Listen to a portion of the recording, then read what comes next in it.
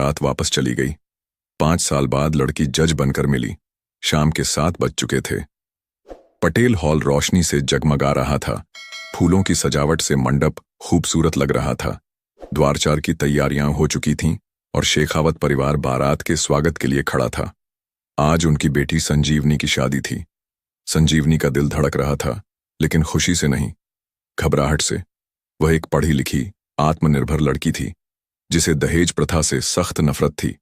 मगर उसके पिता विनायक शेखावत समाज के डर से यह रिश्ता तय कर चुके थे। दूल्हा अभय राठौड़ ऊंचे खानदान से था, परिवार अमीर था और दिखावे में पूरा विश्वास रखता था। बारात ढोल नगाड़ों के साथ दरवाजे पर पहुंची, पर अचानक माहौल बदल गया। अभय के पिता राजेंद्र राठौड़ और उसके चाचा ने दहेज में 50 लाख रुपए और एक लग्जरी कार की मांग कर दी। विनायक शेखावत हक्के बक्के रह गए। हमने पहले ही आपसे कहा था कि हम दहेज नहीं देंगे, विनायक ने कांपती आवाज में कहा। राजेंद्र तमतमा गए। हमने भी कह दिया, बिना दहेज शादी नहीं होगी। हमारे परिवार की इज्जत का सवाल है। संजीवनी की मां सुमित्रा की आंखों में आंसू आ गए। वे गिड़गिड़ाने लगीं। हमारी बेटी को मत ठुकराइए, हमने जो बन पड़ा वो किया है। अभय ने भी अपना असली रंग दिखा दिया। उसने घमंड से कहा, देखिए, शादी करनी है तो हमारे हिसाब से होगी। हमसे रिश्ता जोड़ना है तो शर्तें माननी होंगी। संजीवनी यह सब चुपचाप सुन रही थी, लेकिन अब उससे बर्दाश्त नहीं हुआ। वह आगे आई और सख्त लहजे में बोली, शादी एक पवित्र रिश्ता है, सौदा नहीं। जो इंसान मुझे दहेज के लिए ठुकरा सकता है, वो कल मेरे आत्मसम्मान की परवाह नहीं करेगा। मैं ऐसे लालची लोगों के घर की बहू नहीं बन सकती। बारात सन्न रह गई। पूरा समाज यह तमाशा देख रहा था। कुछ लोगों ने परिवार को समझाने की कोशिश की, लेकिन अभय और उसके परिवार को सिर्फ पैसे से मतलब था। अंत में बिना दुल्हन के बारात वापस लौट गई। 5 साल बाद जयपुर की अदालत में एक बड़ा केस चल रहा था। एक महिला अपने ससुराल वालों के खिलाफ दहेज प्रताड़ना का मुकदमा लड़ रही थी। जज के रूप में संजीवनी शेखावत न्याय की कुर्सी पर बैठी थीं। फैसले का दिन था। जब आरोपी को कटघरे में लाया गया तो वह कोई और नहीं, अभय राठौड़ और उसका परिवार था। संजीवनी ने गहरी नजरों से उन लोगों को देखा जिनकी वजह से उसके पिता को समाज में शर्मिंदगी झेलनी पड़ी थी। मगर आज हालात बदल चुके थे। अभय ने भी उसे देखा। उसकी आंखों में पछतावा था। संजीवनी ने फैसला पढ़ना शुरू किया। अदालत में खामोशी थी। संजीवनी शेखावत ने अपने सामने कटघरे में खड़े अभय राठौड़ और उसके परिवार को देखा। यही वो लोग थे जो 5 साल पहले दहेज के नाम पर उसे अपमानित करके चले गए थे। आज वह न्याय की कुर्सी पर थी और वे सब अपराधियों की तरह कटघरे में खड़े थे। संजीवनी ने फाइल के पन्ने पलटे। सुधा त्रिपाठी, एक और बहू जिसे इस परिवार ने दहेज के लिए जलाने की कोशिश की थी। उसके पिता ने केस दर्ज करवाया था। उसने कड़े शब्दों में पूछा, आरोपियों को क्या कहना है? अभय की मां सविता राठौड़ कांपती आवाज में बोली, बिटिया, हमें माफ कर दो, हमसे गलती हो गई। संजीवनी ने एक पल को उस शब्द पर ध्यान दिया। बिटिया, वही लोग जिन्होंने कभी उसे अपनाने से इनकार कर दिया था, आज गिड़गिड़ा रहे थे। माफी? जब आप किसी बेटी को जलाते हो, उसे सताते हो, तब भी माफी मांगने का ख्याल आता है। अभय सिर झुकाकर खड़ा था। उसकी आंखों में पछतावा था। संजीवनी, मैं बहुत शर्मिंदा हूं। मुझे अपने की का एहसास हो गया है। संजीवनी के होंठों पर हल्की कड़वाहट भरी मुस्कान आई। शर्मिंदा तब नहीं थे जब एक लड़की की जिंदगी तबाह करने निकले थे, जब एक औरत को दहेज के लिए सताया। अदालत में बैठे लोग हैरान थे। ये वही अभय राठौड़ था जो कभी अपनी शान के लिए दहेज मांगता था और आज अपराधी की तरह खड़ा था। तभी कटघरे से एक धीमी आवाज आई, सुधा त्रिपाठी की मां। जज साहिबा, मेरी बेटी की हालत देखिए, उसका पूरा शरीर जल चुका है। क्या कोई पैसा मेरी बेटी की मुस्कान लौटा सकता है? संजीवनी की आंखों में आंसू छलक आए, लेकिन उसने खुद को संभाल लिया। न्याय मिलेगा, और ऐसा न्याय मिलेगा कि कोई और परिवार किसी भी बेटी के साथ ऐसा करने से पहले 1000 बार सोचेगा। फैसले की घड़ी आ चुकी थी। अदालत में सन्नाटा पसरा था। हर कोई जज संजीवनी शेखावत के अगले शब्दों का इंतजार कर रहा था। कटघरे में खड़े अभय राठौड़ और उसके परिवार के चेहरे पर घबराहट साफ दिख रही थी। संजीवनी ने गहरी सांस ली। वह जानती थी कि यह सिर्फ एक केस नहीं, बल्कि समाज को आईना दिखाने का मौका था।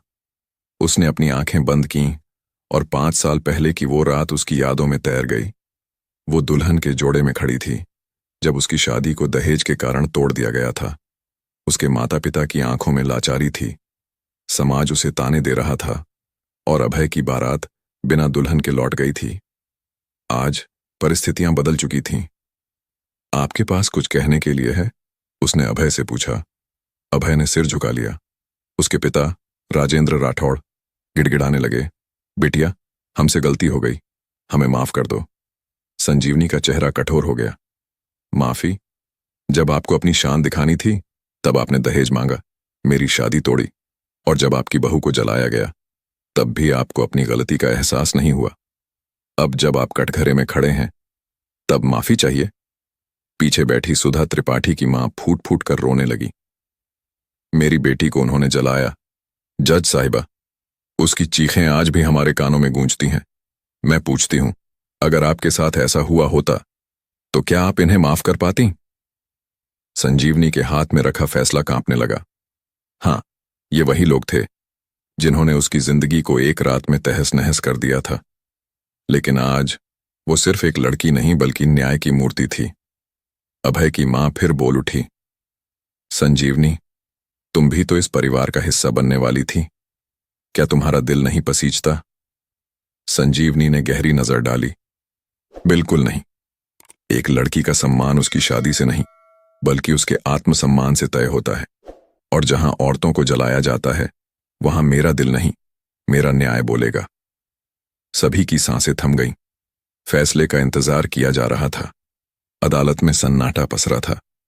सभी को जज संजीवनी शेखावत के फैसले का इंतजार था। लेकिन तभी दरवाजे पर एक हलचल हुई। कुछ वकील और पुलिस अधिकारी रास्ता बनाते हुए एक प्रभावशाली व्यक्ति को अंदर लेकर आए। वह था महेश राठौड़, अभय राठौड़ का चाचा और राज्य सरकार में एक ताकतवर मंत्री। उसकी आंखों में घमंड और चालाकी झलक रही थी। उसने सीधे कटघरे में खड़े अपने भाई राजेंद्र राठौड़ और अभय की ओर देखा, फिर अपनी शेरवानी के कॉलर को ठीक करते हुए धीमे कदमों से जज की कुर्सी की तरफ बढ़ा। नमस्कार जज साहिबा, उसने भारी आवाज में कहा। संजीवनी ने बिना कोई प्रतिक्रिया दिए उसकी ओर देखा। महेश राठौड़ मुस्कुराया, लेकिन उसकी मुस्कान में एक अजीब सी ठंडक थी। देखिए, मैं सीधा आदमी हूं। घर की बात अदालत तक आ गई, ये थोड़ा अच्छा नहीं लगता। आप समझदार हैं, मामला रफा दफा किया जा सकता है। संजीवनी की आंखें सख्त हो गईं। मंत्री जी, आप कहना क्या चाहते हैं? महेश राठौड़ धीरे से मुस्कुराया और जेब से एक छोटी सी सुनहरी डिब्बी निकाली। उसने डिब्बी को धीरे से मेज पर रख दिया। इसमें कुछ नोट हैं, बहुत सारे नोट। अगर आप चाहें तो यह केस यहीं खत्म हो सकता है। अदालत में बैठे लोग एक दूसरे की ओर देखने लगे। पुलिस अधिकारी भी असमंजस में पड़ गए। संजीवनी ने डिब्बी की तरफ देखा, फिर ठंडी आवाज में कहा, अगर मैं यह ले लूं तो एक और लड़की जलती रहेगी। अगर मैं यह ले लूं तो और भी बहुएं दहेज के नाम पर सताई जाएंगी। मंत्री जी, आप शायद भूल रहे हैं कि मैं बिकने वालों में से नहीं हूं। महेश राठौड़ का चेहरा तन गया। वह झुका और धीमे से फुसफुसाया, बेटा, राजनीति में लोग तुम्हारी तरह जोश से नहीं, होश से फैसले लेते हैं। सोच लो, यह तुम्हारे करियर का अंत भी हो सकता है। संजीवनी की आंखों में गुस्से की लपटें उठीं। वह धीरे से उठी और मंत्री की आंखों में झांक कर बोली, सच और न्याय की राह पर चलने वालों का करियर खत्म नहीं होता मंत्री जी, बल्कि उनका नाम इतिहास में लिखा जाता है। महेश राठौड़ की मुस्कान गायब हो गई। उसने गुस्से से हाथ मेज पर मारा। समझ जाओ लड़की, हम सत्ता वाले लोग हैं, तुम्हें हटा भी सकते हैं। संजीवनी ने अपनी कुर्सी की बांह को कसकर पकड़ा। अब यह सिर्फ एक केस नहीं, बल्कि एक बड़ी लड़ाई थी। अदालत में सबकी नजरें जज साहिबा पर थीं। क्या वे इस ताकतवर मंत्री के सामने झुकेंगी या फिर एक नया इतिहास लिखा जाएगा? अदालत में सन्नाटा था। महेश राठौड़ की आंखों में एक अजीब सी चमक थी, जैसे उसने कोई खतरनाक चाल सोच ली हो। जज संजीवनी शेखावत के इनकार के बावजूद वह अपने इरादों से पीछे हटने वालों में से नहीं था। वह अपनी कुर्सी पर आराम से बैठा और अपने वकील को इशारा किया। वकील खड़ा हुआ और ऊंची आवाज में बोला, माननीय न्यायालय, हम इस केस की निष्पक्षता पर सवाल उठाना चाहते हैं। संजीवनी ने हैरानी से उसकी ओर देखा। आपका मतलब? महेश राठौड़ अब खड़ा हो चुका था। वह कोर्टरूम में टहलता हुआ आगे आया और तीखे लहजे में बोला, जज साहिबा, क्या यह सच नहीं कि 5 साल पहले हमारी ही बारात से आपकी शादी टूट गई थी? अदालत में हलचल मच गई। कुछ वकील फुसफुसाने लगे तो कुछ दर्शक हैरानी से एक दूसरे को देखने लगे। महेश ने आगे कहा, यह केस व्यक्तिगत बदले की भावना से लड़ा जा रहा है। एक लड़की जिसे हमारे परिवार ने अपनाने से मना कर दिया, आज हमारी ही अदालत में बैठकर न्याय का ढोंग कर रही है। संजीवनी के चेहरे पर कोई शिकन तक नहीं आई। वह शांत बैठी रही, लेकिन उसका दिल अंदर से तेज धड़कने लगा। यह चाल बेहद खतरनाक थी। अगर लोग इस पर यकीन कर लेते तो उसका पूरा करियर दांव पर लग सकता था। अभियोजन पक्ष के वकील ने आपत्ति जताई, यह सरासर गलत आरोप है। जज साहिबा का अतीत इस केस से कोई लेना देना नहीं रखता। लेकिन महेश राठौड़ मुस्कुराया। उसने धीमे से कहा, सिर्फ इतना ही नहीं, हमें तो यह भी शक है कि जज साहिबा इस केस के गवाहों को प्रभावित कर रही हैं। हमें नहीं लगता कि यह सुनवाई किसी निष्पक्ष जज के सामने हो रही है। संजीवनी की मुट्ठियां कस गईं। यह आदमी कितनी गहराई तक गिर सकता था? फैसला लेने से पहले उसे सोचना था। अगर वह झुकी तो न केवल यह केस बर्बाद हो जाएगा, बल्कि यह साबित हो जाएगा कि एक लड़की जिसने अन्याय के खिलाफ खड़े होने की कोशिश की, वह राजनीति के खेल में हार गई। लेकिन अगर उसने हार नहीं मानी तो उसे अंदाजा था कि महेश राठौड़ और भी गंदी चालें चलेगा। अचानक अदालत का दरवाजा खुला। एक आदमी अंदर आया।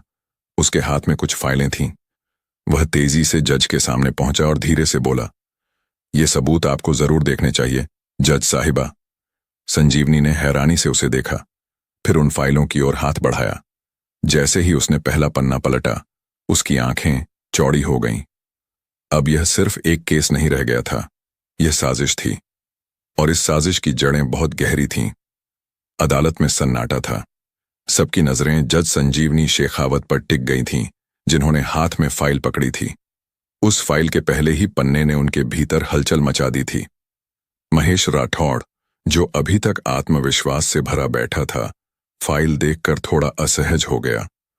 उसने अपने वकील को इशारा किया, लेकिन तब तक बहुत देर हो चुकी थी। संजीवनी ने धीरे धीरे फाइल के पन्ने पलटे। हर एक पन्ना इस केस को और गहराई में ले जा रहा था। यह सिर्फ दहेज प्रताड़ना का मामला नहीं था। इसमें घूसखोरी, जमीन घोटाला और कई महिलाओं के शोषण के सबूत थे, जिनका तार सीधे महेश राठौड़ से जुड़ रहा था।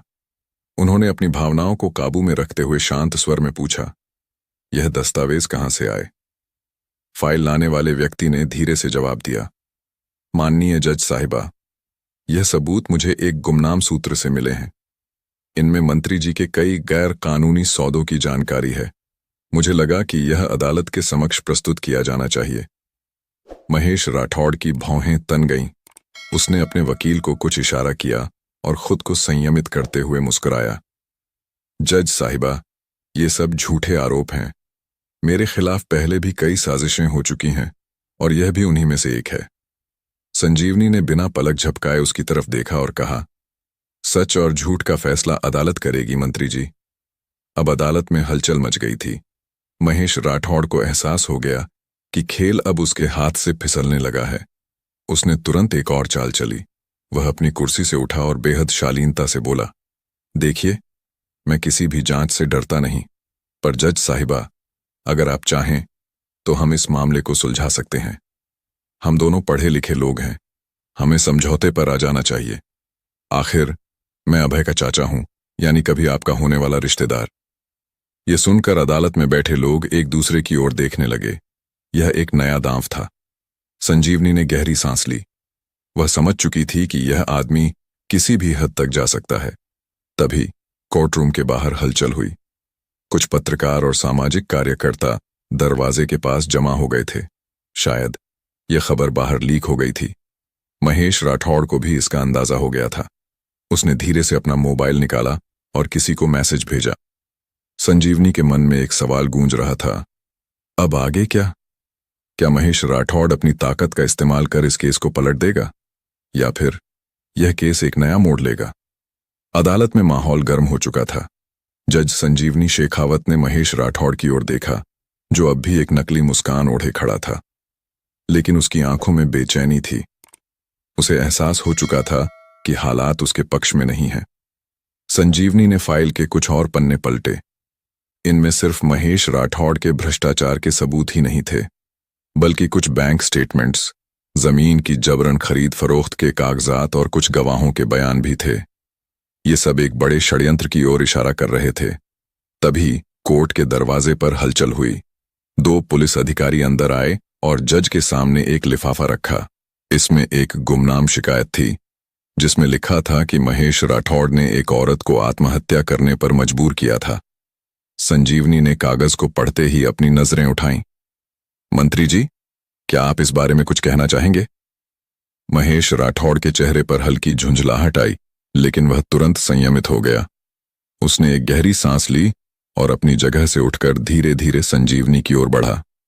देखिए जज साहिबा, राजनीति में ऐसे आरोप लगते रहते हैं, पर मैं समझ सकता हूं कि आप व्यक्तिगत रूप से इस केस को लेकर भावनात्मक हैं।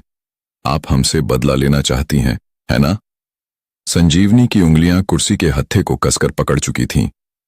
वह जानती थी कि यह आदमी अब पूरी कोशिश करेगा कि यह केस किसी तरह से अदालत में ही उलझा रहे। तभी महेश राठौड़ ने अपनी जेब से एक छोटा सा मोबाइल निकाला और मेज पर रख दिया। इसमें एक रिकॉर्डिंग है जो शायद आपकी दिलचस्पी बढ़ा सकती है, जज साहिबा। कोर्ट में बैठे लोग हैरानी से देखने लगे। वकील भी सतर्क हो गए।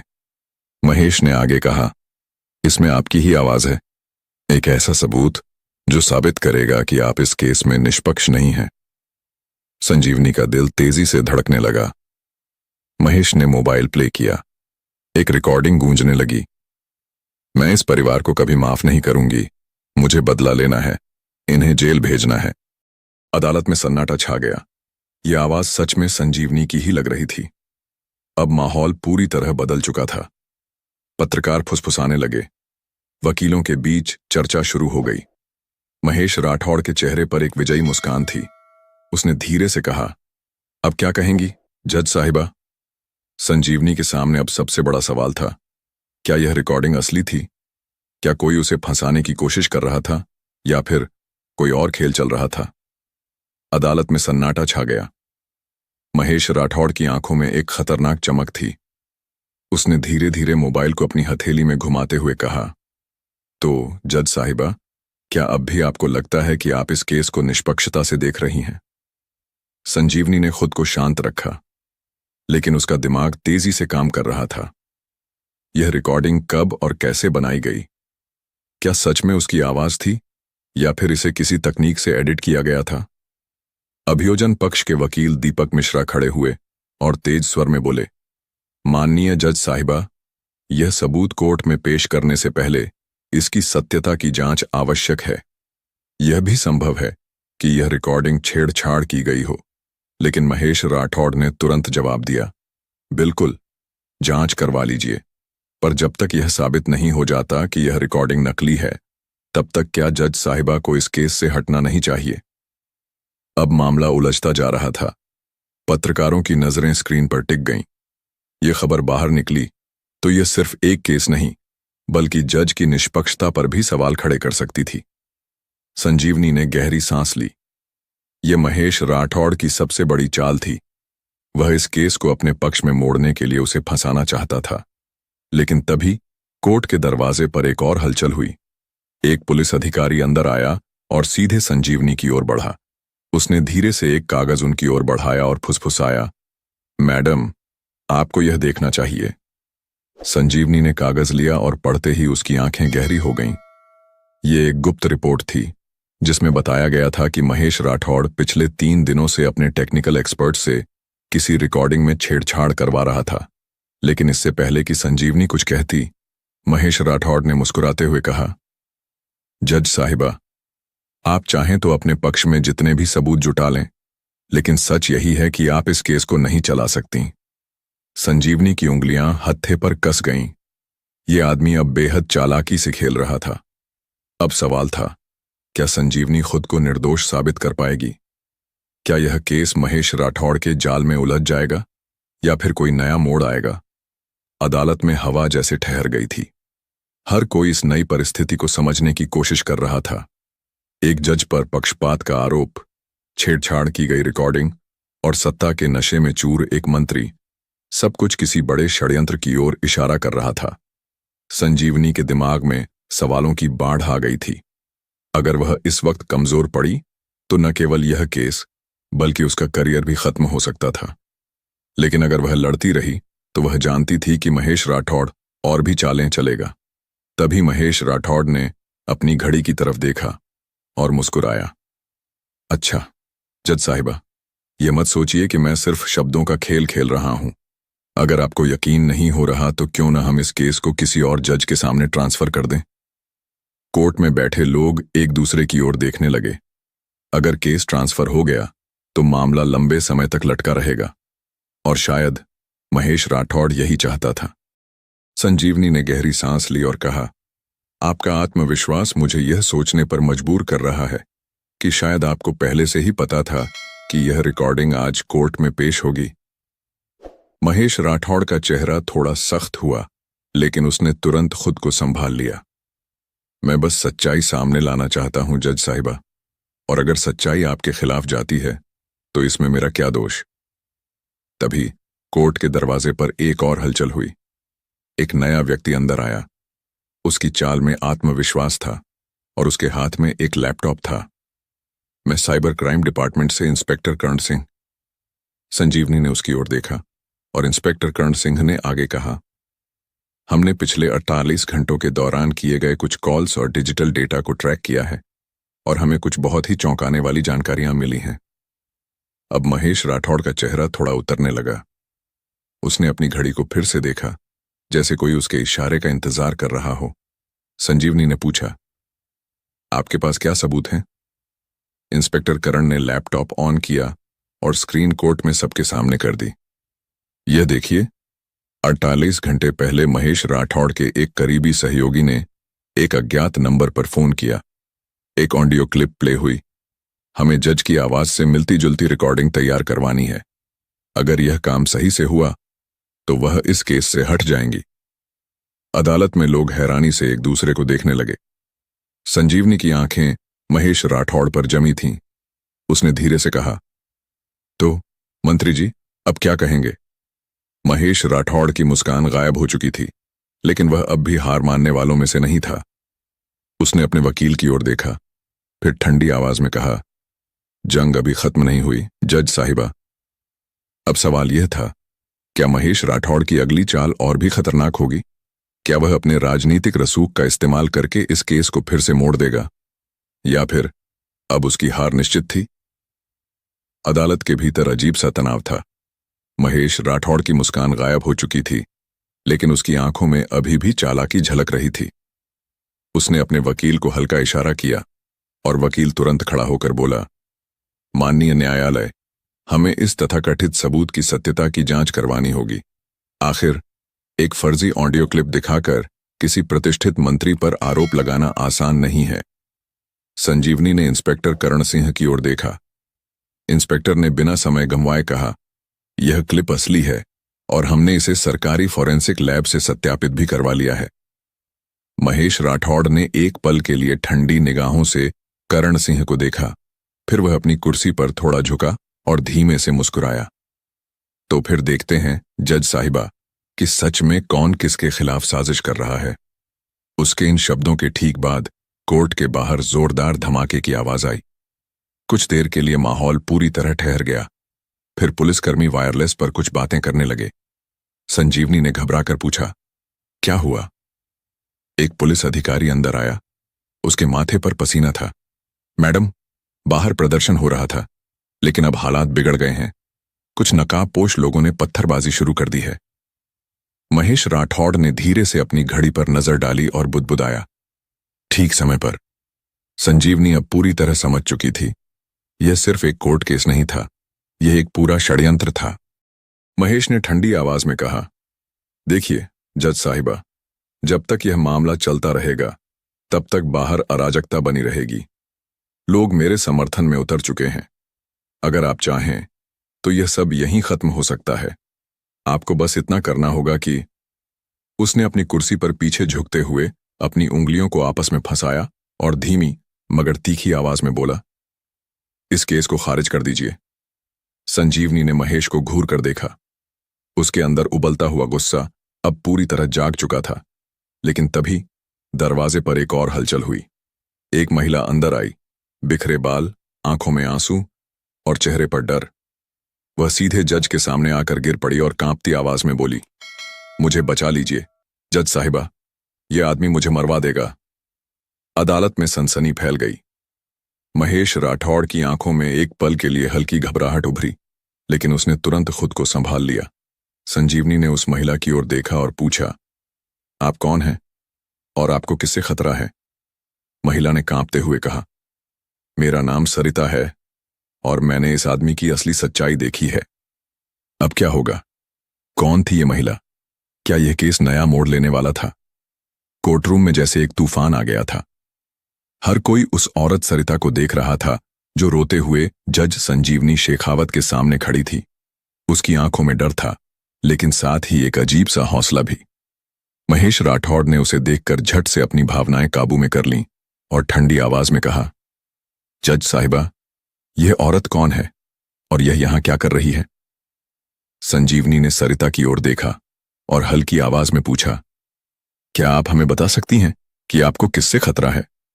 सरिता कांपते हुए बोली, महेश राठौड़ से। यह आदमी सिर्फ दहेज के लिए लड़कियों की जिंदगी बर्बाद नहीं करता, बल्कि इनके खिलाफ साजिशें भी रचता है। मैं इसकी असली सच्चाई जानती हूं। कोर्ट में खलबली मच गई। पत्रकार अब तेजी से अपने कैमरे और रिकॉर्डर ऑन करने लगे। महेश राठौड़ का चेहरा गुस्से से तमतमा गया। उसने अपनी कुर्सी पर हाथ मारा और चिल्लाया, यह सब बकवास है, यह औरत झूठ बोल रही है। संजीवनी ने अपने हाथ से इशारा किया कि सब शांत हो जाए। फिर उन्होंने सरिता से पूछा, आपके पास इस बात का कोई सबूत है? सरिता ने कांपते हाथों से अपने बैग से एक पेन ड्राइव निकाली और जज की ओर बढ़ा दी। इसमें वो सब कुछ है जो इस आदमी ने अब तक किया है। इसके फोन कॉल्स की रिकॉर्डिंग, इसके बैंक ट्रांजैक्शन के डिटेल्स और यहां तक कि उन लड़कियों की जानकारी भी जिन्हें इसने पैसों के लिए बर्बाद कर दिया। महेश राठौड़ ने गुस्से से अपने वकील की ओर देखा और फौरन कहा, यह एक साजिश है। मुझे फंसाने के लिए ये लोग एक के बाद एक झूठे सबूत ला रहे हैं। मैं इसे बर्दाश्त नहीं करूंगा। तभी इंस्पेक्टर करण सिंह ने आगे बढ़कर पेन ड्राइव उठाई और कहा, हम इसे फॉरेंसिक जांच के लिए भेजेंगे। अगर इसमें सच्चाई हुई तो फिर इस केस की दिशा पूरी तरह बदल जाएगी। महेश राठौड़ की घबराहट अब उसके चेहरे पर साफ दिखाई दे रही थी। संजीवनी अब पूरी तरह सतर्क हो चुकी थी। उन्होंने कहा, अभी इस कोर्ट में कोई भी जल्दबाजी में फैसला नहीं लिया जाएगा, लेकिन अगर इस पेन ड्राइव में कुछ ठोस मिला तो महेश राठौड़, आपको इस अदालत में हर सवाल का जवाब देना होगा। तभी महेश ने हल्के से अपनी घड़ी पर नजर डाली और ठीक उसी वक्त बाहर एक जोरदार धमाका हुआ। कोर्ट में अफरा तफरी मच गई। पुलिस अधिकारी बाहर भागे। संजीवनी को लगा जैसे यह सब पहले से प्लान किया गया था। महेश राठौड़ ने अपनी टाई सीधी की और मुस्कुराते हुए कहा, यह खेल अभी खत्म नहीं हुआ जज साहिबा। अब सवाल था, क्या महेश राठौड़ की यह आखिरी चाल थी या वह अभी भी कुछ और बड़ा करने वाला था? क्या सरिता का सच सामने आ पाएगा और क्या संजीवनी इस जाल से खुद को और इस केस को बचा पाएगी? धमाके की आवाज के साथ ही कोर्ट परिसर में अफरा तफरी मच गई। पुलिस अधिकारी तुरंत अपनी पोजीशन में आ गए। कुछ पत्रकार नीचे झुक गए और कोर्ट में मौजूद लोगों ने घबराकर दरवाजों की ओर देखना शुरू कर दिया। संजीवनी शेखावत ने खुद को संयमित रखा, लेकिन उनके भीतर एक तूफान उमड़ रहा था। वह जानती थीं कि यह धमाका सिर्फ एक संयोग नहीं था, यह महेश राठौड़ की ही चाल थी, ताकि अदालत में चल रही कार्रवाई को भटकाया जा सके। महेश राठौड़ के चेहरे पर हल्की मुस्कान उभरी। वह इत्मीनान से अपनी घड़ी को देखते हुए बोला, जज साहिबा, लगता है हालात अब काबू से बाहर होते जा रहे हैं। अगर आपको अपनी सुरक्षा की चिंता है तो बेहतर होगा कि यह केस यहीं खत्म कर दिया जाए। संजीवनी ने उसे घूरते हुए कहा, डराने की कोशिश मत कीजिए महेश राठौड़। यह अदालत है और यहां डर नहीं, सिर्फ न्याय चलेगा। तभी इंस्पेक्टर कर्ण सिंह का फोन बजा। उसने फोन उठाया और कुछ पल बाद उसकी आंखों में एक अजीब सी चमक आ गई। उसने फोन काटा और संजीवनी की ओर मुड़कर कहा, मैडम, हमें सबूत मिल गए हैं। महेश राठौड़ का चेहरा पहली बार थोड़ा सख्त हुआ। कैसे सबूत? उसने गुस्से से पूछा। करण सिंह ने पेन ड्राइव को एक लैपटॉप से कनेक्ट किया और बड़ी स्क्रीन पर कुछ दस्तावेज और ऑडियो रिकॉर्डिंग्स चलने लगी। पहली रिकॉर्डिंग में महेश राठौड़ के वकील की आवाज थी। हमें केस को लंबा खींचना होगा। अगर यह जज टस से मस नहीं हुई तो हमारे पास दूसरा प्लान तैयार है। फिर एक दूसरी रिकॉर्डिंग चली जिसमें महेश राठौड़ खुद किसी आदमी से बात कर रहा था। उस लड़की को गायब करवा दो। अगर वह अदालत में गवाही देने पहुंच गई तो पूरा मामला बिगड़ जाएगा। यह सुनते ही अदालत में सन्नाटा छा गया। पत्रकारों ने तेजी से अपने कैमरों की फ्लैश चालू कर दी। महेश राठौड़ अब पसीने से भीग चुका था, लेकिन उसने जल्दी से खुद को संभाला।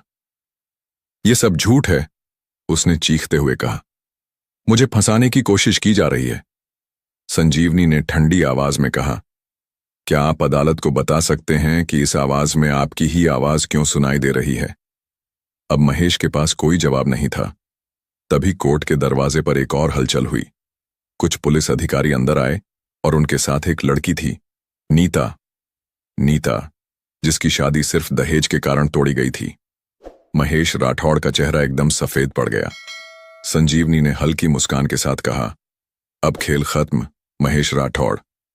लेकिन क्या सच में खेल खत्म हो गया था? क्या महेश राठौड़ इतनी आसानी से हार मान लेगा, या फिर उसके पास अभी भी कोई छिपा हुआ दांव बाकी था? नीता को देखकर पूरे कोर्टरूम में जैसे हलचल मच गई। जिन लोगों को लगा था कि यह मामला अब खत्म होने वाला है, वे अब और ज्यादा सतर्क हो गए। पत्रकारों ने अपने कैमरे उसकी ओर घुमा दिए।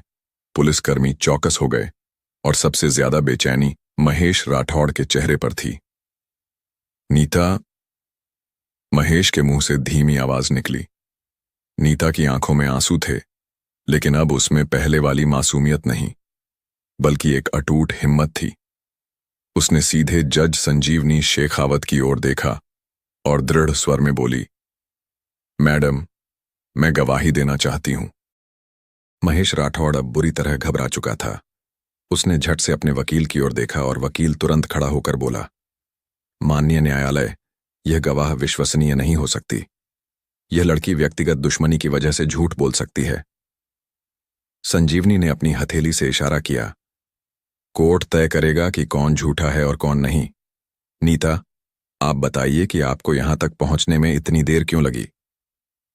नीता ने एक गहरी सांस ली और फिर जो उसने बताया, उसने कोर्ट में मौजूद हर इंसान को हिलाकर रख दिया। मेरी शादी इस आदमी के भतीजे से तय हुई थी, लेकिन सिर्फ दहेज न मिलने के कारण मेरी बारात लौटा दी गई। इसके बाद मैंने अपनी पढ़ाई जारी रखी और लॉ की पढ़ाई पूरी करने के बाद मुझे पता चला कि यह आदमी सिर्फ एक भ्रष्ट नेता ही नहीं, बल्कि एक अपराधी भी है। इसने कई लड़कियों की जिंदगी बर्बाद की है और हर बार अपने राजनीतिक रसूख का फायदा उठाकर खुद को बचा लिया। लेकिन इस बार मैं चुप नहीं बैठूंगी। महेश राठौड़ के माथे पर पसीना छलकने लगा। बकवास, ये लड़की झूठ बोल रही है, उसने चिल्लाकर कहा। लेकिन तभी इंस्पेक्टर कर्ण सिंह ने आगे बढ़कर कहा, मैडम, हमने नीता की सुरक्षा को देखते हुए उसे गुप्त स्थान पर रखा था। पिछले कुछ दिनों से हमें लगातार धमकियां मिल रही थीं कि अगर यह लड़की अदालत में गवाही देने पहुंची तो इसे जान से मार दिया जाएगा। यह सुनकर संजीवनी का चेहरा गंभीर हो गया। तो इसका मतलब यह धमाका भी इसी केस को भटकाने के लिए किया गया था? करण सिंह ने सिर हिलाया। बिल्कुल, और हमें इस बात के सबूत मिल गए हैं कि इस हमले के पीछे महेश राठौड़ के लोगों का हाथ है। कोर्टरूम में सन्नाटा छा गया। संजीवनी ने ठंडी निगाहों से महेश को देखा और कहा, अब और कोई बहाने नहीं, कानून का सामना करने के लिए तैयार हो जाइए। लेकिन क्या महेश राठौड़ इतनी आसानी से हार मान लेगा? क्या उसके पास अभी भी कोई छुपा हुआ दांव बाकी था? कोर्टरूम में अब सन्नाटा था। हर कोई महेश राठौड़ की ओर देख रहा था, जिसका चेहरा अब पूरी तरह सफेद पड़ चुका था। उसकी आंखों में वही घमंड था, लेकिन अब उसमें डर की झलक भी थी। संजीवनी शेखावत ने गहरी सांस ली और सख्त आवाज में कहा, महेश राठौड़, तुम्हारे खिलाफ अदालत के सामने पर्याप्त सबूत मौजूद हैं। तुमने न सिर्फ एक मासूम लड़की की जिंदगी बर्बाद करने की कोशिश की, बल्कि अपने राजनीतिक प्रभाव का गलत इस्तेमाल करते हुए कई लड़कियों के साथ अन्याय किया। तुम्हारी हर चालाकी अब खत्म हो चुकी है। इंस्पेक्टर करण सिंह ने आगे बढ़कर अदालत को बताया, मैडम, धमाके की साजिश के पीछे भी महेश राठौड़ का ही हाथ था। हमें इसके आदमी के फोन रिकॉर्ड और पैसे ट्रांसफर करने के सबूत मिल चुके हैं। इसके अलावा जिन लड़कियों को इसने दहेज न मिलने पर प्रताड़ित किया, उनकी गवाही भी हमारे पास है। संजीवनी ने करारे शब्दों में कहा, महेश राठौड़, तुमने सिर्फ दहेज की भूख में निर्दोष बेटियों को सताया ही नहीं, बल्कि अपने गुनाह छुपाने के लिए लोगों की जिंदगी तक खतरे में डाल दी। इस अदालत का फैसला तुम्हारे जैसे लोगों के लिए एक मिसाल बनेगा। अदालत ने महेश राठौड़ को आजीवन कारावास की सजा सुनाई और उसके खिलाफ लगे अन्य मामलों की जांच का आदेश भी दे दिया।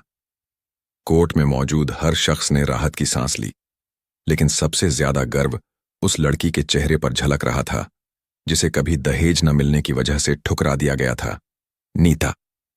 नीता ने अदालत के बाहर खड़े होकर कहा, आज का यह फैसला उन सभी लड़कियों के लिए एक जीत है जिन्हें दहेज के नाम पर सताया गया। अब कोई भी बेटी इस जुल्म का शिकार नहीं बनेगी। संजीवनी ने भी एक दृढ़ निश्चय के साथ कहा, अगर कोई भी किसी बेटी के साथ अन्याय करेगा तो कानून उसकी रक्षा करेगा। यह सिर्फ एक केस नहीं था, यह उन तमाम बेटियों की लड़ाई थी जो अपने हक के लिए खड़ी होना चाहती हैं। महेश राठौड़ के चेहरे से घमंड का आखिरी निशान भी मिट चुका था।